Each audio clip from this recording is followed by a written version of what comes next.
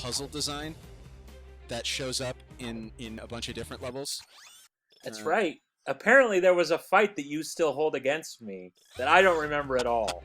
Yes, that was actually, I think the last level of the game was when we had maybe the bitterest argument we've ever had. I don't remember any bitterness at all, but apparently that you hold on to this day. I think I'm not surprised that you don't remember the bitterness, because at that point you had maybe -4 hours of sleep. I did get a stern talking to because of it, though. So that's mainly why I remember it, is because it got marked on my review. Oh, did it really? Well, figuratively. I love this level, man. This is the introduction of the three-eyed Tyrannoids. Yeah. And I love those guys. Oh, they're really good. Talk about how the Tyrannoids of different ranks have the different eyes. Like, I mean, people probably noticed it, but it's a little thing. Yeah, we decided to... we wanted to have a little bit more consistency in the enemy design as we went through here. Especially for the main enemies in the game. Yeah, I'm not sure whose decision it was, where that edict came from, but that's sort of where we took this. Is that rather than have every enemy in every level be completely different, which was the Ratchet and Clank 1 and 2 approach, right? Was that we have a lot more consistency and you see the same enemies over and over and over again, and that was ideally to save a lot on art and animation time, so we could spend that time elsewhere, right, rather than just having to constantly be doing new enemies and new animations. And these guys are kind of cool. I do like them. And so we started off with the little one-eyed Tyrannoids, which are swarmers. Right. The two-eyed Tyrannoids are little guys that still aren't big enough to do weapons and ranged attacks and stuff, but they pilot vehicles. So you see them in the planes and you see them in the mechs. Right. And you do a few other things. That's the two-eyed Tyrannoids. Well, and the three-eyed Tyrannoids become our ranged enemies. The two-eyeds do come at you in melee also. Oh, do they? Yeah, they were in the level 0. Okay. And then I don't remember. I think we went up to 5. I think you're 5 right. 5 Tyrannoids. Yeah. I think it was originally supposed to be 6 or something, because like the last Tyrannoid got cut, and he was like the fast roping shield Tyrannoid. Do you remember him? No, I don't remember him at all. He got through the design phase and got cut in the art phase because he was just too, like we just couldn't afford to do the character. Gotcha. Crap, I don't have any more.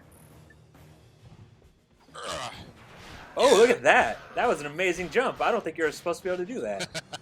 I think it has something to do with the climbing bug that was present in this game. Like the wrench attack would let you climb geometry that wasn't supposed to be climbed. Uh-huh. That's it. There's not much more story to that. I think if you go into first person and use the wrench, you can jump infinitely somehow. I don't know. The League of Climbers can probably post. Like, did you know this existed?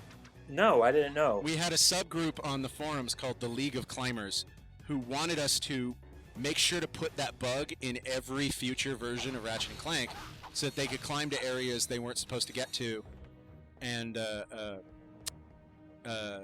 explore. And they were sort of upset that we took it out. Yeah. Yeah. What was I saying? I mean, that's never going to happen. If people have that hope, I'm just going to dash that for you right now. Nobody is ever going to purposely leave in a bug as a bug just so you can break the game in new and interesting ways. Yes, especially not a bug that lets you get outside of geometry. That's right. Because there's a lot of work that goes into making sure you don't get outside of geometry. And if you can get outside of geometry and Sony's testing finds it, you are not allowed to ship your game on the PlayStation 2. That's right. So, the stakes are pretty high there. It's basically you can't ship with any A bugs that you know about, right? Right. And an A bug was anything that kept you from being able to complete the game. Pretty much, like if you fell if through if it crashed or caused you to turn off the PlayStation to progress, that was an A bug. Right, and falling outside of the bounds of the level would cause you to. Now, of course, you could get back in theoretically, but they would count it. Oh, it's Inferno time! Oh, I can't kill it with the shotgun. It's meant to only be hit with the wrench. Why so is you don't hit them by accident. Oh, that's clever. That's really clever. Come here. This level, we had a hard time getting the difficulty tuning working on. Like, this level was hard, really, really hard for a lot of the game, and the difficulty tuning only came in really late. Did you code this level? Oh, well, I mean, I did the Tyrannoids. Okay. So, I mean, I had that part of it. But again, like, there's so much. The breakup of who owned the levels really started to become nebulous in this game. Just because. I'm sorry, what was that? The breakdown of who was coding the levels became really nebulous in this game. Because I had, a couple enemies in the level. And then Jared had the battlefield section in the level. And Jared also had, like, the troopers. Right. And so, there were a lot of bits and pieces about that kind of thing where somebody has this section, somebody has this section. And it started to become more of a mishmash of not who's in charge of the level, but who's in charge of different parts of the level. Oh, the Infector. Oh, the Suck Cannon. The Suck Cannon. The Splitting Hydra. Man, we had lots of trouble with that weapon. We'll be able to talk about when we buy that. I'm going to get the Blaster. That's probably a good call. It's just, you can't play through the whole game without a Blaster. All right, let's do a mission.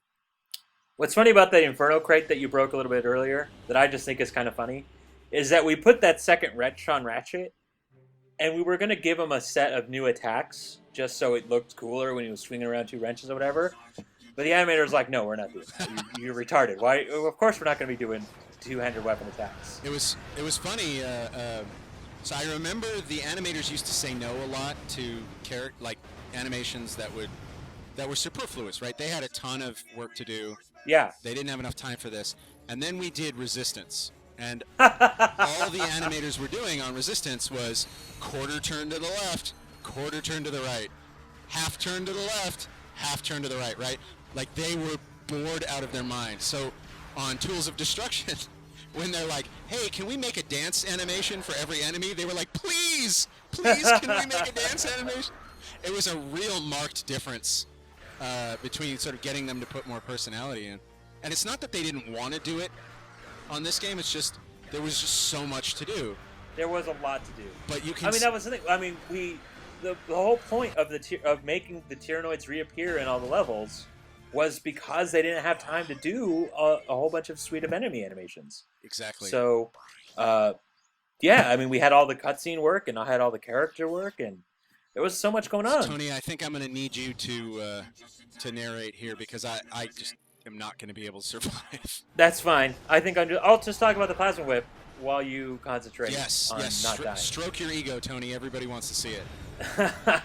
So the way the Plasma Whip came about being was Chainblade existed in Ratchet and Clank 2, and he was pretty awesome. I mean, there's no denying that Chainblade was pretty awesome. I think that's a given. Right. And I was playing a lot of Soul Calibur at the time. And Ivy also has her little Chainblade thing. And I was like, that's so cool, that chainsword that Ivy has in Soul Calibur.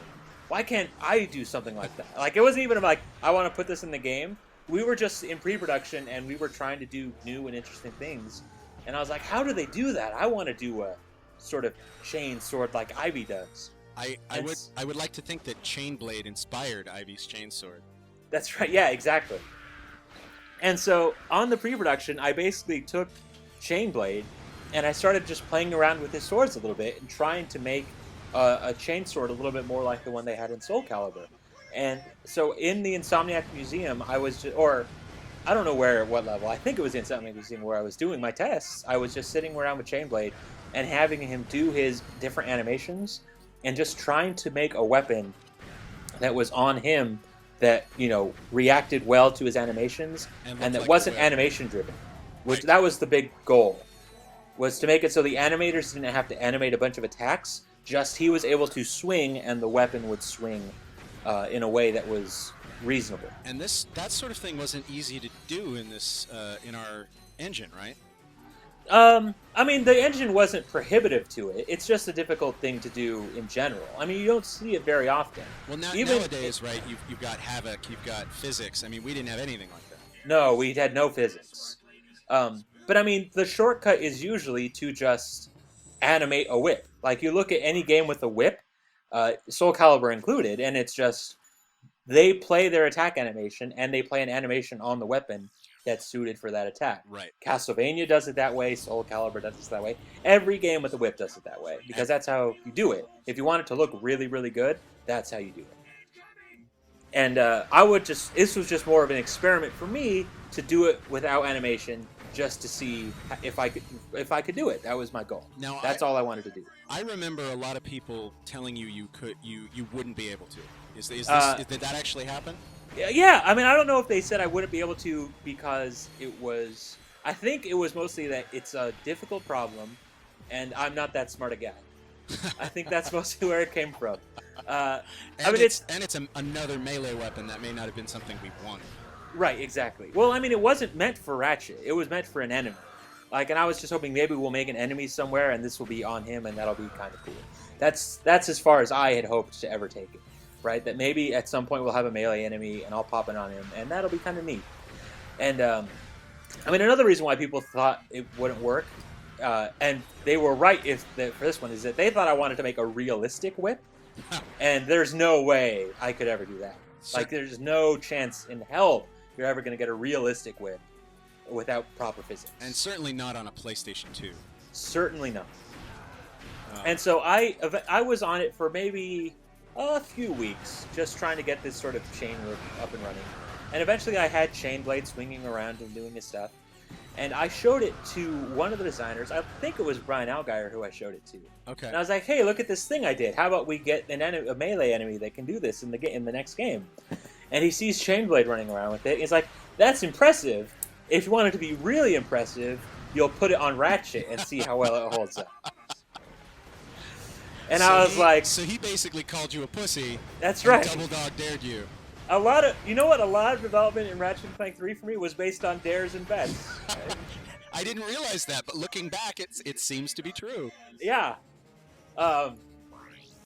So he said, let's put it on Ratchet and see what happens. And I put it on Ratchet, and it didn't break catastrophically.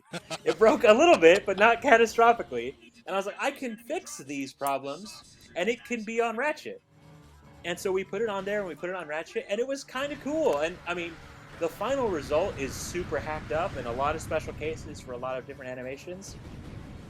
And it's animation-driven in a way, in that depending on what animation Ratchet is playing, the whip will behave differently in terms of how it constrains to all the different joints on the whip. Okay. But it's not actually animated, which was what I wanted from the beginning, and that's what I was really happy with, is that we have a whip in this game that's not actually animated, that's not driven by animation. It's procedural. And I was like, yeah, it was procedural, and I was really happy with the way that turned out. And I mean, that was my big sort of weapon success in this game, to be able to do the plasma whip. Now, tell me, Tony, if I'm wrong or not, but am I right now playing the Snow Beast Award winner?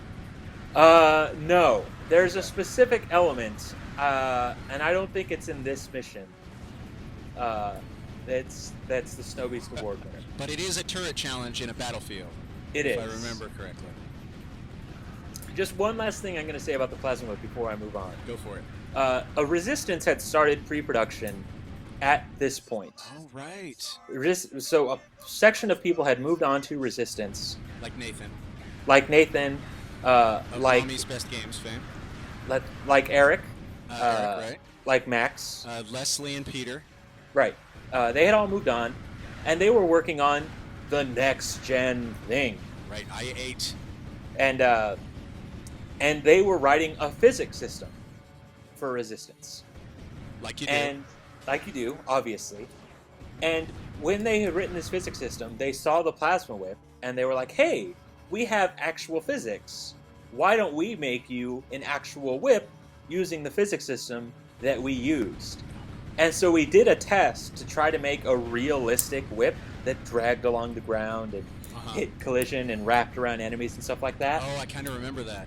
The big problem with that is that we do not have accurate collision meshes at all in this game. We rely on cubes and pills a lot, yeah. That's right. And so when it would collide with the world, it wouldn't actually look like it was colliding with the art. And so we couldn't really do a realistic whip that wrapped around things and rested on rocks and moved up over things, It just just because didn't our look good collision enough. wasn't built for that sort of effects. All right. Well, that was. You know what? I had fun while learning.